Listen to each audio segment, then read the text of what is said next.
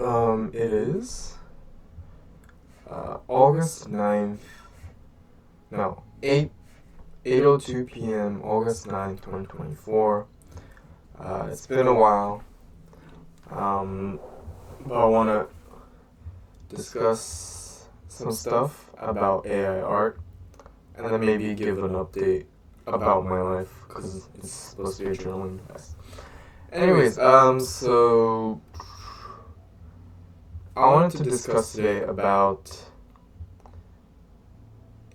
implication of AI art in commercialization of art in the context of like pop art, Andrew Warhol as well, or like how Andrew Warhol's impact on the art world is now changing due to AI art. So, to begin, the main thing with AI right now is that it's sort of taking over art jobs, right? That's the biggest issue, that artists are losing their jobs with AI, because AI can do those jobs a lot quicker. And then, how I'm thinking about how I should format this. So that's the big issue with AI. That, and then, well, at least one thing I think about is AI is not really gonna replace artists in the sense that we'll lose artists, right? But this goes the same with any technological innovations. In some sense, technology is going to make something obsolete. But in another sense, it sort of morphs humanity, morphs jobs, morphs reality into something new. And then that will become our new norm. So, back then, I think a really great example is photography, right? Back then, for painters, a lot of painters, it was about replicating simply what you see in real life. Painting is about painting what like visually, your visual system, how that would make sense. Like, for example, using like what's the word? I just had it in my head. Not field of view. Like using perspectives, like those systems, or like using certain techniques to make a painting look like you would see it in real life. And then also, a lot of times, painting was used to actually just replicate reality, one-to-one. But then photography, camera came along, and camera can just do that so much easier with higher quality. So it sort of, in a sense, made that element of painting obsolete. But because of the invention of photography, it pushed artists to explore new ways to, use paintings in a way that a camera can't do. So, unfortunately, I can't remember any artist's name or the artwork, but I remember with the dawn of like photography becoming popular, some artists created paintings that actually don't follow the rules of like vision. So there's like a painting that is supposed to be three-dimensional but looks flat. And then, of course, a lot of art painting moved towards more abstract, right? Something that the camera just can't capture. But in that sense, that's how new technology morphed everything, right? Morphed art into something new. I don't think... my camera just went weird. I don't think it was only the camera that led to like development in the art history, but it's definitely one of the big factors, I would say. And in the same sense, AI is a new big factor. But the question is, what is how is it going to change the art industry? Um, and then I already touched upon how art is taking over jobs, right? Um, and the question is like, what kind of jobs? And the and that's where I think it's like the commercial art, right? Art that a company wants for the product, art that is, you know, is quickly made, quickly sold, like art. It could be like porn, maybe. Um, um, more or less, it's like art used not for the art's sake, but more for another motive. Um, or art that is, just for selling. And then when you, I'm very bad at describing the type of art AI is trying to place.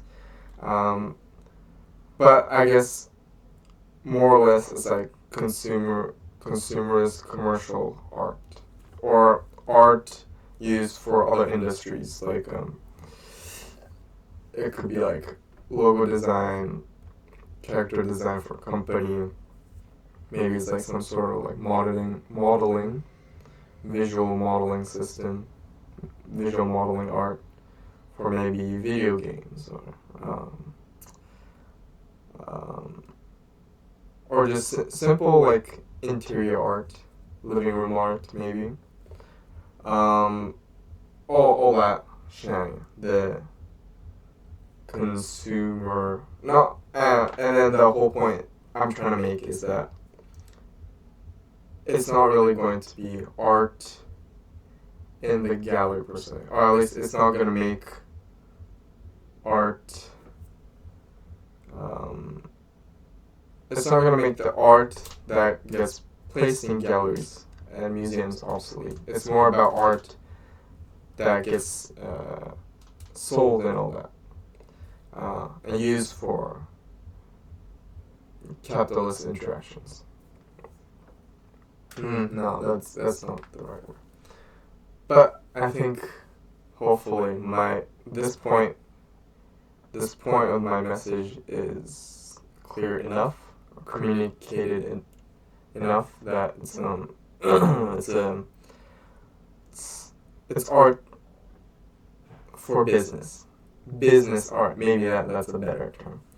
It's art for business. The business is at the epicenter of these art, and that's what AI is replacing. Because the fundamental of these art isn't necessarily the essence of art, but the utility of art, if that makes sense. Because these companies need art for some sort of product, for selling. These like living room interior art, paintings, all that, like prints. It is sold for its own artistic sake, but it's like an aesthetic product, right? It still has some sort of consumerist utility. It's business art. And the thing is, it's business art because it's business art, because it's utility based. That's why AI is able to replace it. Because in this world, art functions based on supply and demand and the cost and profit, right? AI is just so much efficient at reducing costs. Yep. being able to produce a product that could meet the demands. So the supply is going to be fast and easy, supply is efficient, and easier to meet the demands. Right. And then I think now I want to move on to Warhol, because if you think about how, when did art become this sort of like business, or like art, business being the epicenter of art and like this consumerist art, you can really direct your eye towards Warhol with his pop art. And basically, he was sort of a pioneer to say it's fine for artists to be businessmen or women, or whatever. Because what he does is connect art with commercial products, right? So creating this sense of like art related to advertisement. That's another sector I forgot to mention. Like for related to advertisement, even if the art itself isn't technically for advertisement, like pop art of like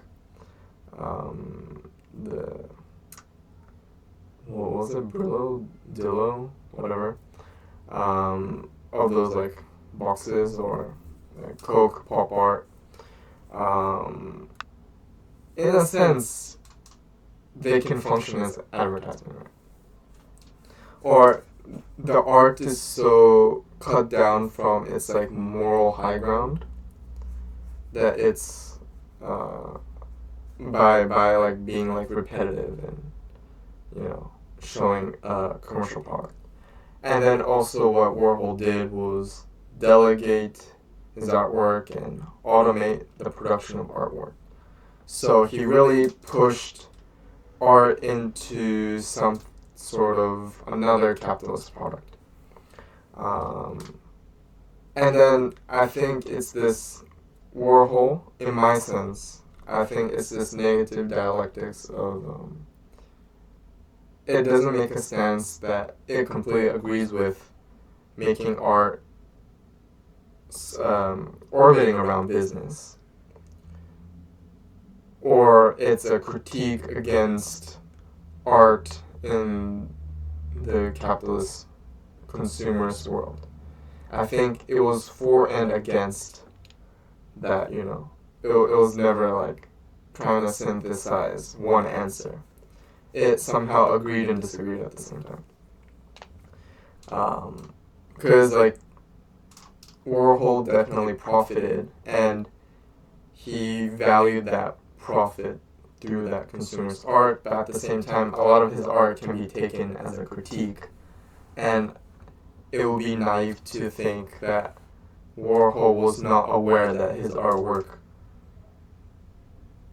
is at least seen as a critique. I don't know if his intentions were necessarily critiques. I think they were, but it's hard to tell. But yeah. And the whole point is that art, for a long time, had been, I mean, it still kind of is, but art for a long time had been above, you know, it's set on a higher moral standard than other industries, right? Because it's not really an industry. Art is beyond simply a market. It's beyond simply buying and selling. Or that's how we, I think, a lot of times perceive art. But then the question is like, why the hell do we put artists in that sort of moral expectation when they have to be able to, you know, eat, sleep, you know, live, and basically being an artist is their career. It's their way of life, so they have to make money somehow.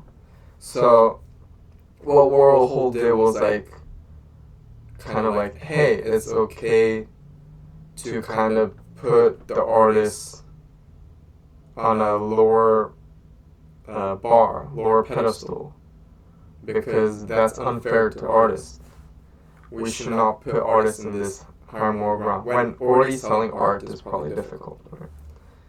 And it's fine. It's fine that they indulge in consumerism, because in this world, to some extent, especially as an artist, you're considered an entrepreneur, self-employed worker, more or less.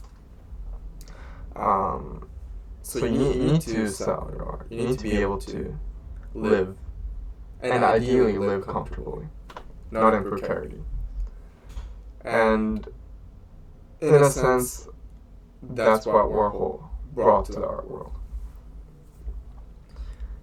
And as you can see today, art has become very consumerist. I would say people also don't like that, right? Because we still have that moral expectation. And I think it's also fair to have that moral expectation. I personally kind of do. But it's a difficult stance, because fully indulging in that consumerist in and of itself is kind of a statement, so it can be artistic in that sense as well. So it's very complicated, it's paradoxical. But anyways, going back. So that's what art has been for a while. But if you remember, this sort of consumerist art, this art where the business is at the epicenter of it, is now getting replaced by AI art. And so the whole idea is this whole impact on Warhol in the art world is going to start to diminish. That's what I think the impact of AI art is. That in some way, that moral standpoint, moral expectation, the high moral expectation we had for artists is going to come back, because they can't function as a consumerist artist. I think there's pros and cons to that, right? The obvious con is that, in a way, it's unfair to artists. Artists are going to be expected to produce art beyond simply business matters, while they have to somehow survive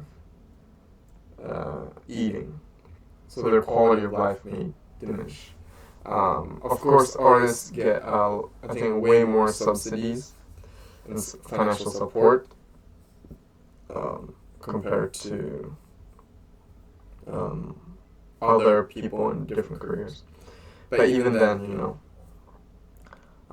it's not all artists, and still artists probably struggle financially. But then the pro is that, all this consumerist art, that's going to be delegated to AI. In a sense, that's also a con in the sense that the capitalists won, right? They took away the power the artist had, or the artist claimed in this world, and that's it. There's nothing I can do. And the impact of AI in art is so powerful that you can't do anything about it. So the capitalist won. The system that pushes for better efficiency and better achieving of the system won. Capitalism won against the artist. But then, so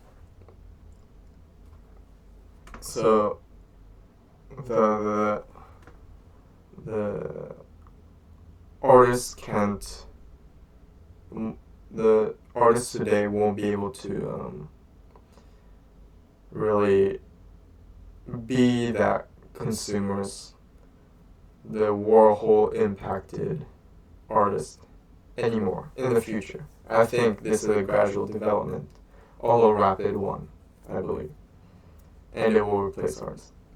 But of course, this is not like so art isn't replaced, because a lot of art, I would say, or the foundation of art isn't having the business as an epicenter, right? I think there will be more art for art's sake, or not necessarily art for art's sake, but I don't mean like a la pour art, like aestheticism, decantism, not in that sense, but I mean art where it's made for artistic endeavors, which could be something that's not focused on aesthetics. It could be focused on conceptual stuff, or other realms of exploring art.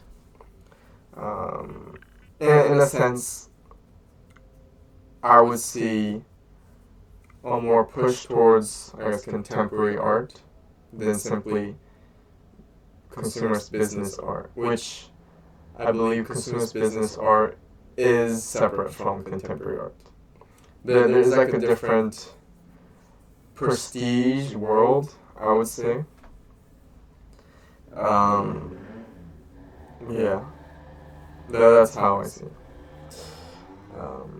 But then, of course, the world of contemporary art is more competitive and all that shenanigan.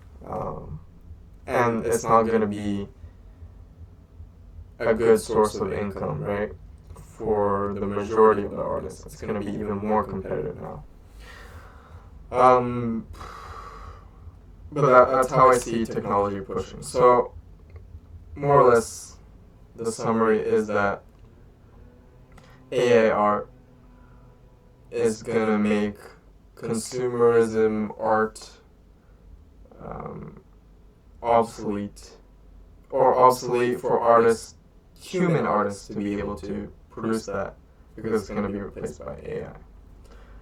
So this AI is going to push basically artists to focus more towards producing contemporary art that a business wouldn't really care for, because it doesn't really have that utility, at least from a capitalist perspective. Yeah. It's anti-homo economicus. But that, and then that is going to be more complicated. Maybe it would, really reduce the population of artists, at least in the developed world.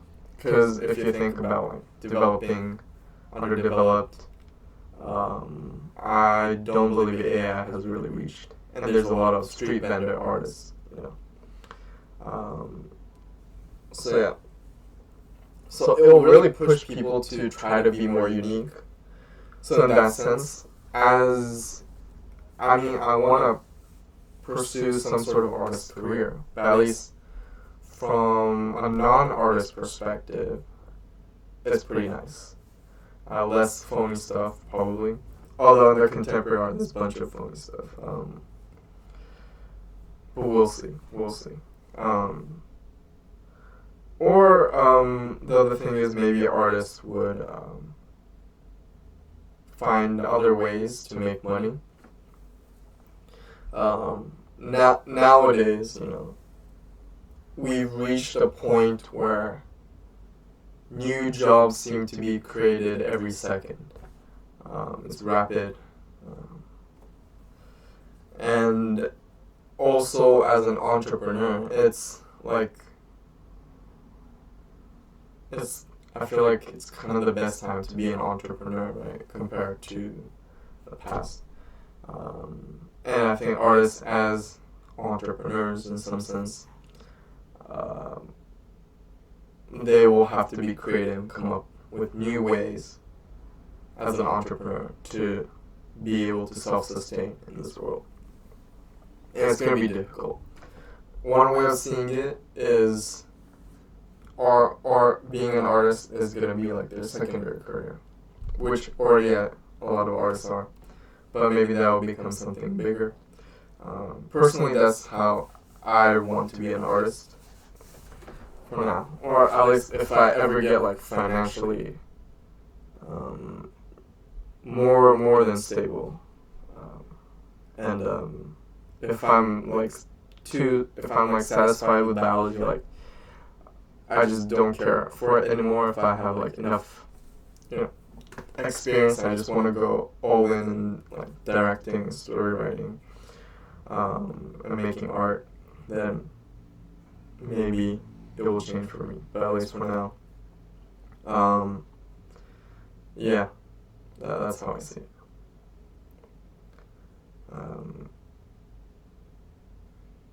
Yeah. And then I'm not creative enough to figure out a way for artists, these entrepreneurs to find new ways to make money. But this AI will push them to do that. I mean, maybe there'll be more YouTube artists, right? And using like platforms where the cost of producing something is very cheap, basically. But there's a potential for high, return potential. But these platforms are going to be really competitive. So yeah. And then another thing about like how, and then the whole point about this is also the fact that AI can't completely replace artists, right? It's pretty dumb, I think, because art is more than simply a business product, a consumer's product. There's value in art because it's made by a human. That in of itself is made by somebody, AI takes away from it. There's value in AI art too. A lot of it is also novelty, but I think as we start seeing AI more closer to humans, or machine and technology closer to humans, maybe we could see that sort of value in AI art as well. And then one other thing, now this is a bit of a tangent, but I'm finished with the Warhol AI art section, if I'm clear enough. The other point I want to say about how AI art cannot completely replace artists is that at the end of the day, AI can't completely replace artists, because although AI could advance to the point where like it can really produce anything that you describe, we'll get to the point of like a glass ceiling with AI art, not because of the limitations of AI as like with its technological prowess, but limitations with linguistic language. This is what I mean. So art is produced through different means of symbols, I would say. And this includes a lot of visuals, or I started learning Blender, but from a 3D art perspective, there's all these things about lighting and like modeling and sorry, I'm really new to this, so I don't have all the lingos, but there's a lot of elements that you manipulate, and you have to look at it, all that, from different forms of visual frames and perspectives and artistic style that you can't really describe with language. And that goes the same with other art too. I think the way the nuances of paintings and visual art or other forms of art, there's certain nuances that can't be described simply by language because there's a limitation on language. Because at the end of the day, it's only one form of symbol, right? It's one form of communication and representation. And there's so many other ways of representation, like visual, audio, olfactory. I'm talking about senses now, but even like even in language, we use different signs, different symbols outside of linguistic language because certain symbols have better functionality in their own context compared to just using words. And in the same sense, and so basically, my point is that linguistic language has certain limitations to express and represent something. And AI depends on a prompt that's based on linguistic language, I would say. Or choices, right? Or I think there's ways to kind of pick AI art based on other art that's already present, but that also limits your options. So I think the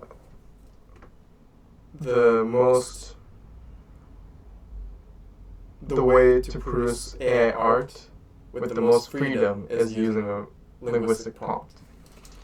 I don't think there's really any way to produce a prompt that's not language based. Maybe this will change, but at least for now it's only linguistic. So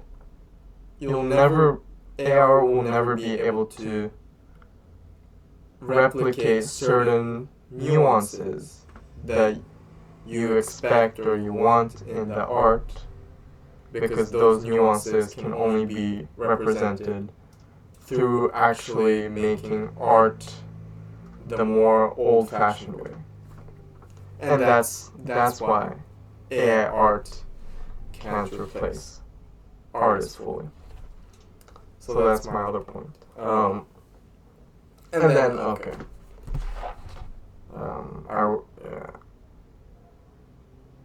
So anyways, so that's over. That's what I want to talk about today. And then just some update, since I think it's good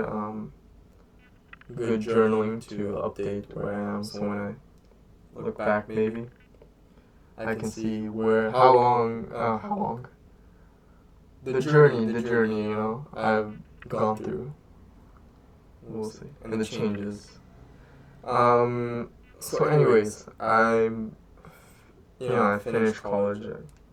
I don't know the last video I made, but I finished my university, gave in my thesis and all that, and next week it's gonna be my graduation ceremony. It's gonna be a little hectic because I'm making schedule for 3 individual people, right? My parents and my grandma. But I like doing like scheduling and planning stuff, so I don't mind, and I already like made a plan, all that, so it should be cool. But yeah, it's gonna be interesting. I'm a little nervous, I guess, doing the graduation ceremony. And if I'm being honest, I just want to get the graduation done because people say like, oh, you should cherish your moments of like triumph or whatever. To me, this moment is kind of an obstacle, right? I am a little desperate. I'm like rushing because well, one, I have trouble with my finances. I really don't have that much money. But the second thing is, I looked at the cost for a master's, not just the tuition, but like living expense and all that, and it's really, really expensive. And I have to get a start on now to work and save up. And also another thing is I want a full-time job because I want a consistent day-to-day. Right now it's so volatile. I try to do, my original plan was take the rest of the year doing just part-time. Although it might end up being like that as I'm still just starting to search for full-time. But at least my original plan was just do part-time and just slowly get into a full-time job. The issue with part-time, of course, one is, not much income. But the other one is, it's kind of hard and stressful to even find a part-time job here, at least for me. And I got into this, a self-employed freelance hospitality thing. I would say as a part-time, the hourly rate is really good. It's $20 per hour, and then it's usually from 5 hours to 8 hours 30 shift. The issue is I don't know what happened to me. I just don't have the mental and physical capabilities to do those work anymore. I mean, it is already a hard job, right? The other day, what really not broke me, but just made me really down was that I injured my knee. It's still healing from a job, from in a sense, overworking. And I just feel like my physical limit. Although the issue is also that I'm just very physically weak right now, and I just don't exercise enough. But then, because of that, all the sudden work just ruined my connective tissues. It was really painful to just climb upstairs and down. And it sucked because I wanted to do the work. I wanted to have some level of consistency, right? So I can have some sort of income. I really want to be self-sustaining, and it's really hard for me to do that. But yeah, injured myself, and then just sucked. And then also there was this one location, a cruise ship, that I really enjoyed the location, and I had consistency there, working there. But my previous employer, I guess, the agency that would employ me and had that place as one of the locations, fucked me over.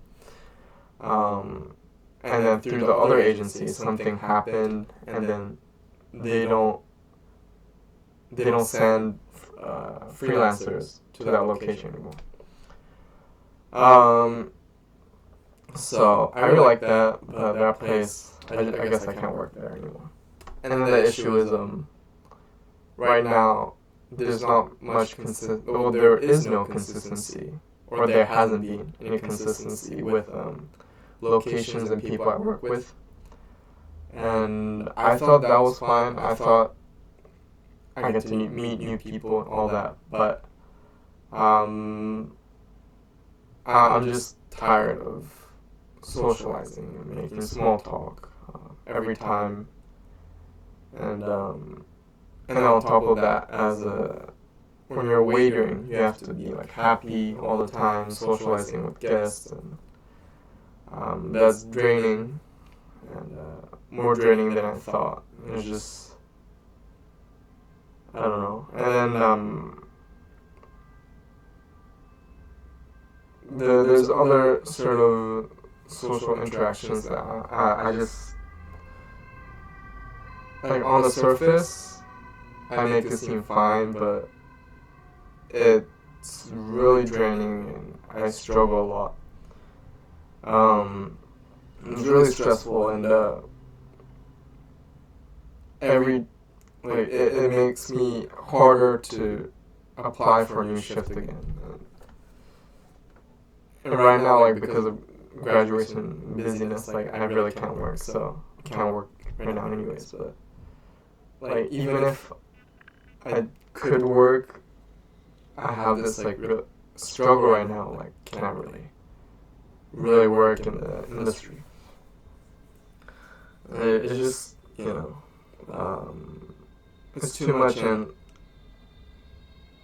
then I talk with some of these colleagues, and they're like working constantly, and then I was talking about like pains in the body, and this guy was talking about, oh yeah, I'm constantly taking painkillers.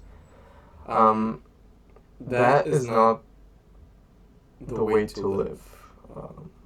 I know I'm privileged enough to also critique this, but like, at the end of the day, you only get to live once, and it seems just horrible to just spend most of your life just destroying your body, and then just to have like a few days off a month to do nothing so your body can recover. That's just a cog in a machine, then I might as well go back to Japan if I do that. But there's a reason why I'm here, because I want to elevate, grow my career, network. So even though it was supposed to be like a calm before the storm being the full time, and a calm like just a little part time here and there, it's already kind of the storm, and I might as well go to the other storm instead of doing a storm in a storm. So yeah, part time, maybe. Although today, it doesn't look like I had a haircut, but I shaved because I like the man bun thing. Although, wait.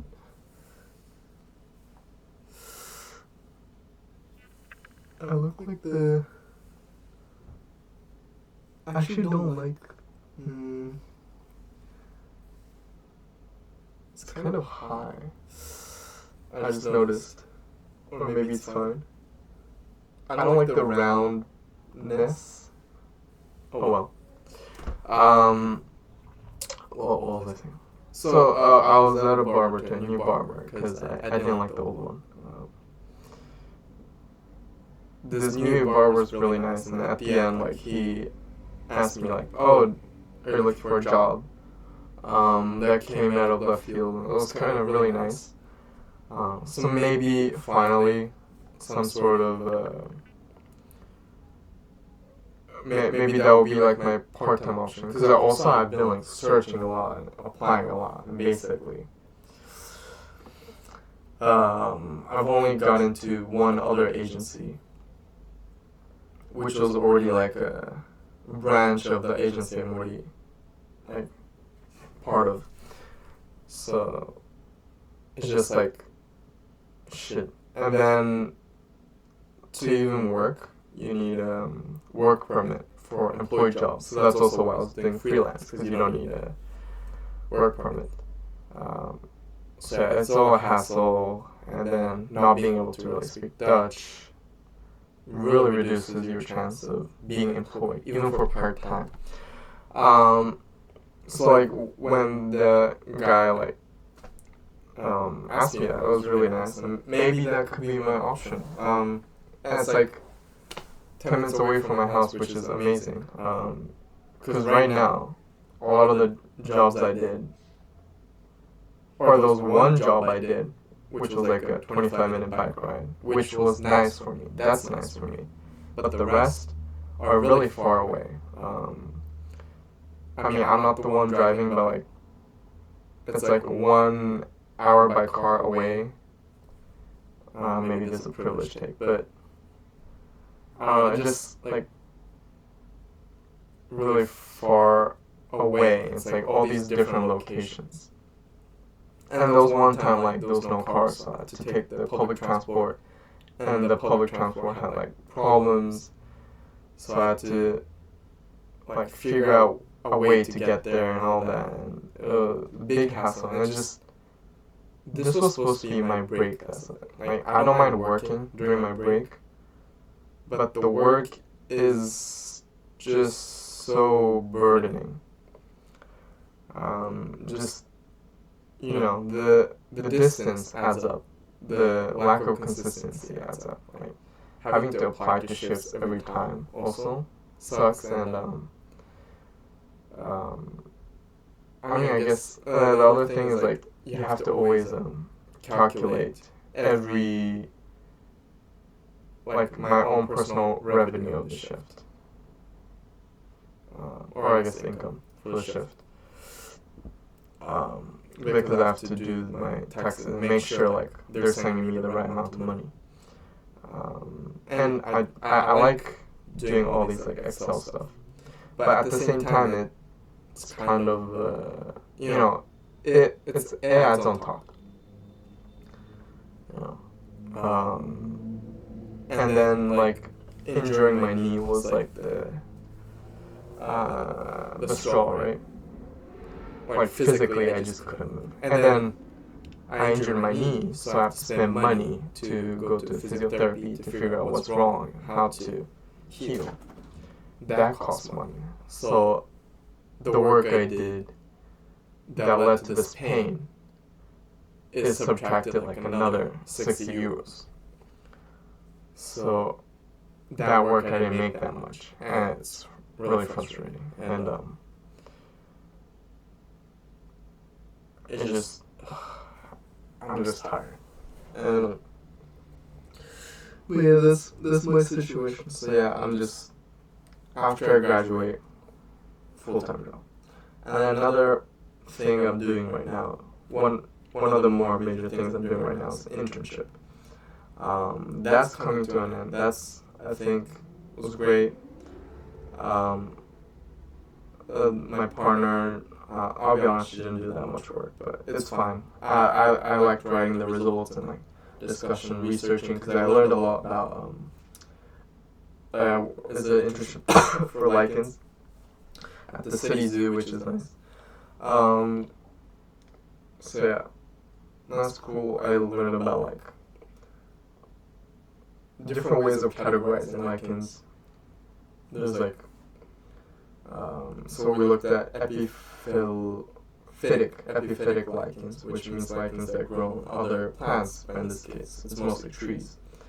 And then also a lot of the lichens we observed are what you call nitrophytic, I believe. That means they are eutrophication tolerant, or like they consume a lot of nitrogen. Nitrogen friendly. So that could be an indication of like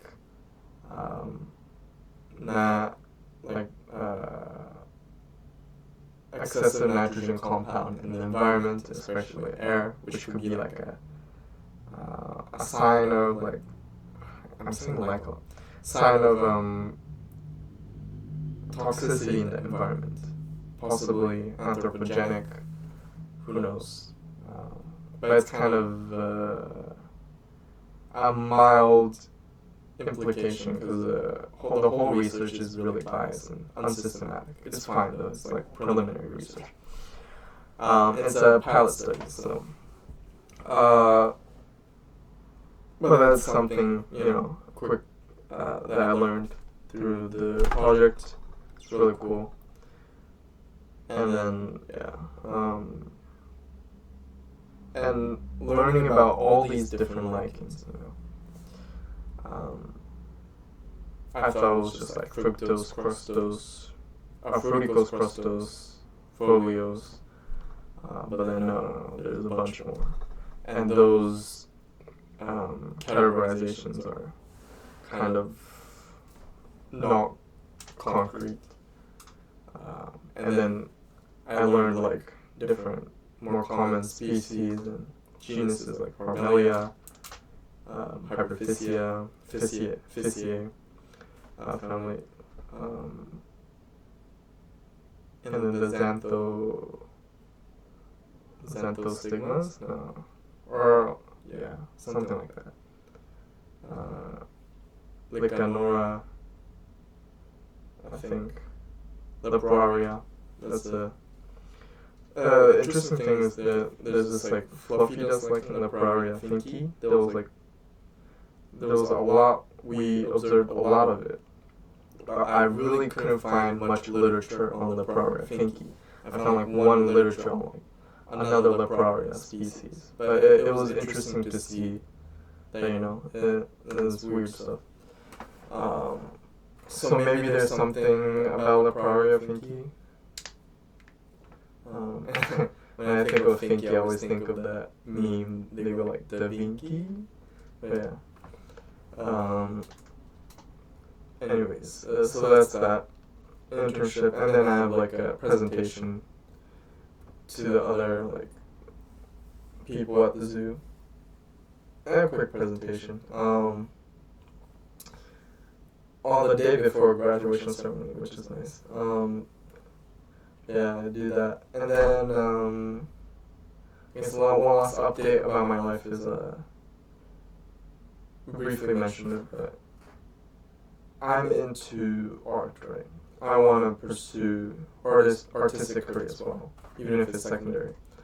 One is that I want to write stories. I want to be a director. Oh, yeah. So there's actually two things with that. But I'm becoming more agoraphobic. And I don't have the means to have an actual artist make art for me. So I have to make art myself, which comes in the form of film and animation. And then also, I just want to be able to make art myself as well. I don't want to just be the ideas guy. So I started learning Blender. It's still very early. I actually just started learning last week. But there's this event where it's twice every year. There's like a Blender challenge. They give out a template, and then people all over the world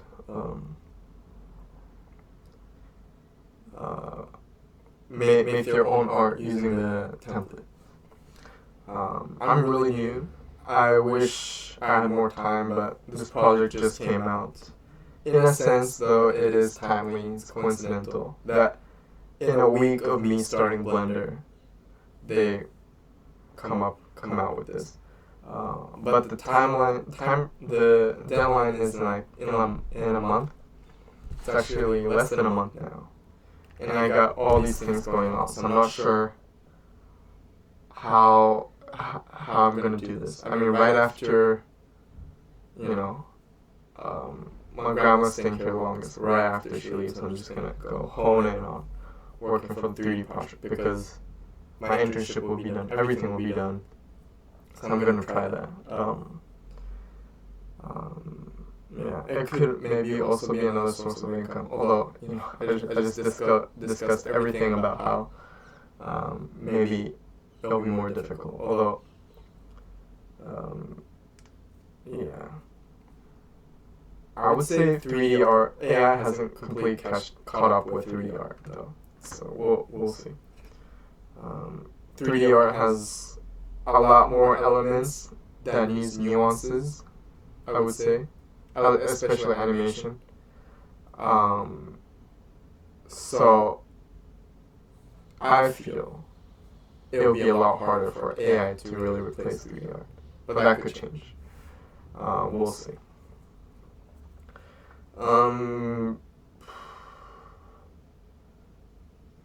So yeah, make 3D art, and I did the donut tutorial. I went through the cookie guys tutorial, but I really want to. There's so much in Blender that you need to know. Although there's like the 20-80 rule, right? You only need to know 20%. But the thing is, like, I don't want to have foundational knowledge based on one tutorial guy, because that means my art is based on his framework. So I'm doing like 3 different tutorials before I really get into learning more, like beginner tutorial basically. So now I'm going over this other guy's tutorial, which is really long. So I really want to do that too before I'm able to do that. The challenge is like called Kinetic Rush. This one. I'll be honest, maybe I can't make it to a deadline, but I still want to make it. If it's past the deadline, then I'll just make it for myself. But yeah, that's the 3 art, you know. And then in terms of like becoming a director, story writer, I should really study on actually how to do that. It is a very difficult thing. I've definitely discussed this before. Like, the more you learn, the more you have expertise, you're pushing yourself into a certain box. But in some ways, I guess I just have to.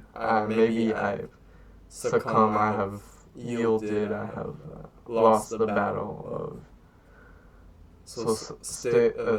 society versus me or whatever. But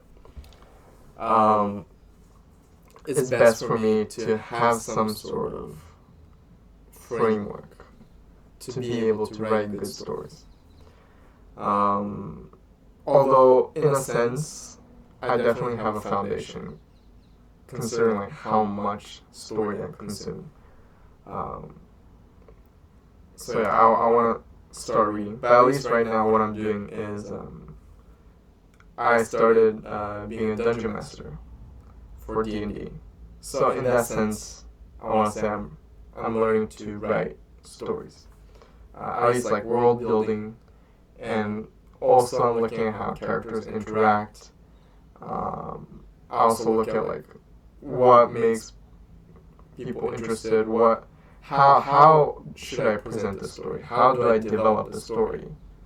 You know, how do I explain stuff so that it's entertaining? I'm always like, it's hard because it's virtual, it's online. But I'm trying out different stuff, seeing how things go. And for this campaign, I'm basing it on JoJo's, the Stardust Crusaders. I think that's an amazing, like, D&D campaign.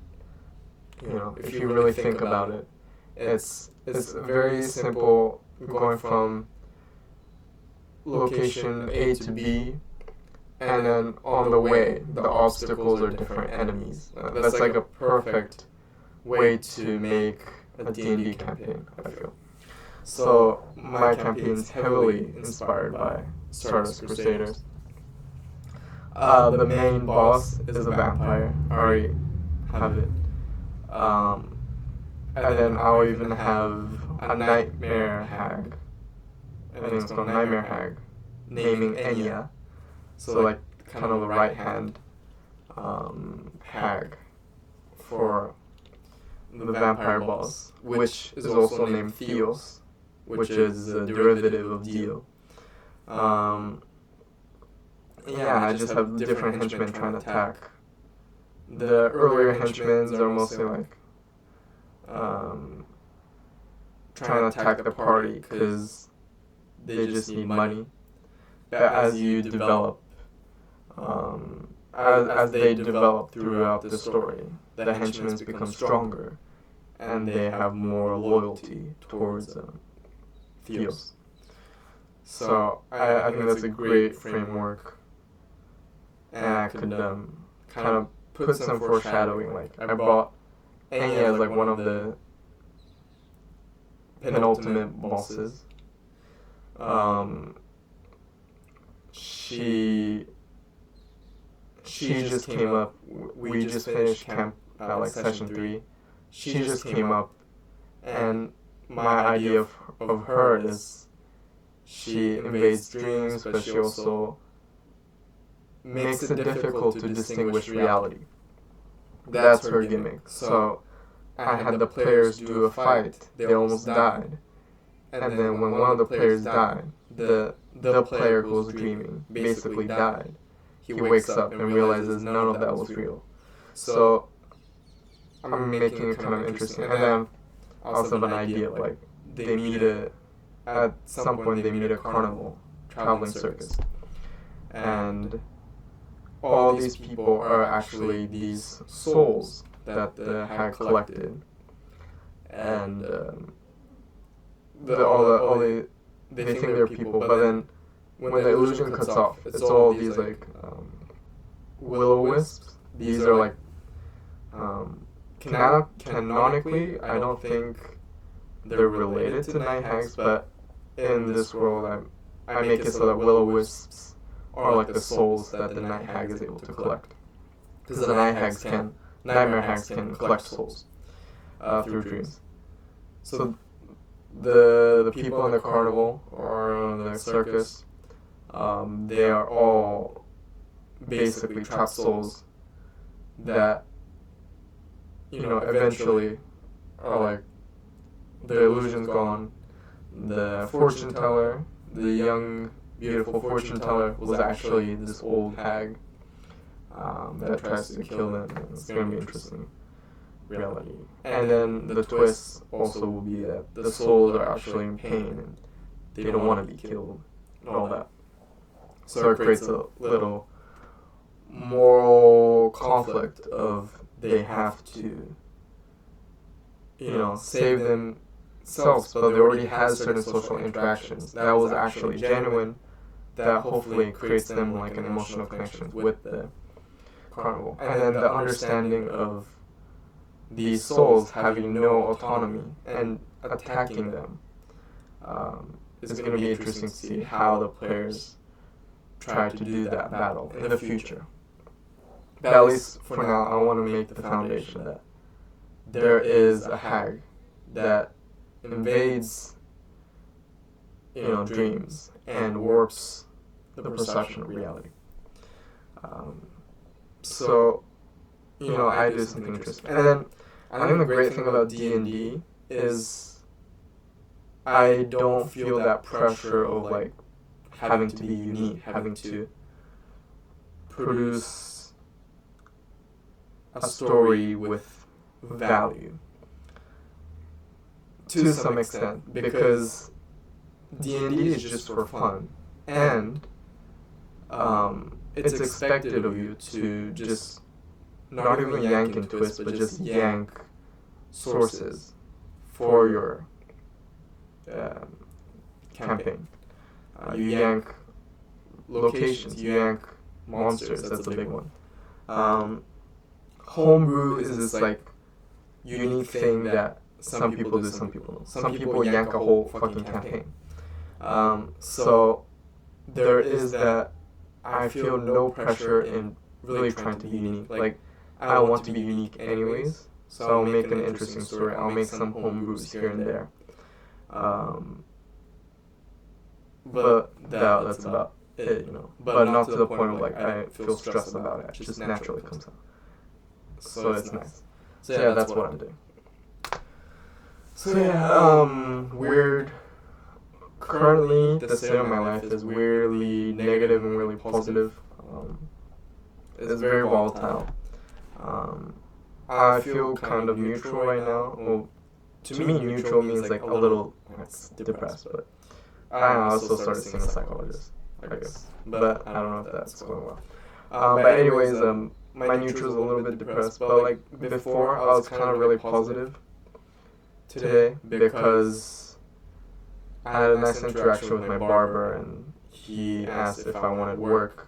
That has never happened before, or like, I'm not explicitly saying I'm searching for work, but someone found me that pleasant that they asked me if they want to work. I think that's really nice. And then the other thing is, what was the thing? The other thing is, I was positive it was something else, but I can't remember. But anyways, but then last night, no, 2 nights ago, I was in a really, really, really bad mood.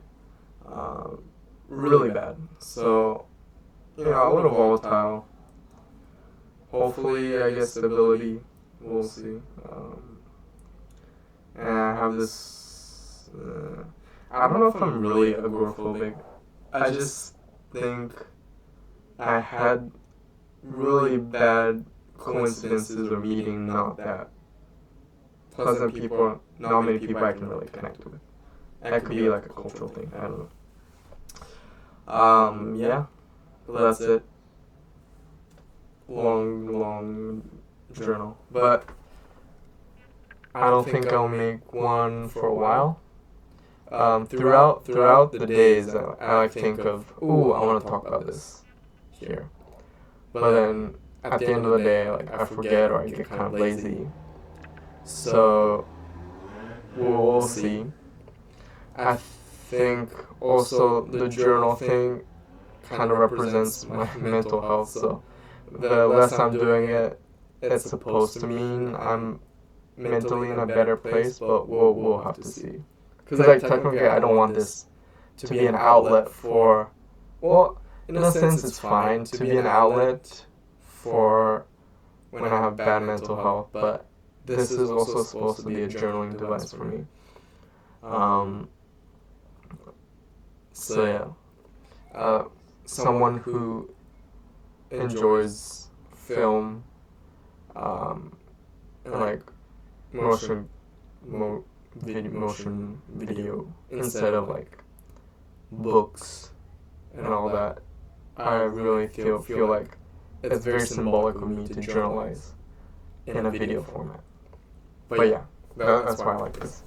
On top of all the other things I've explained before. But yeah, that's it. I'll see you, whoever you are, probably me, in the next one.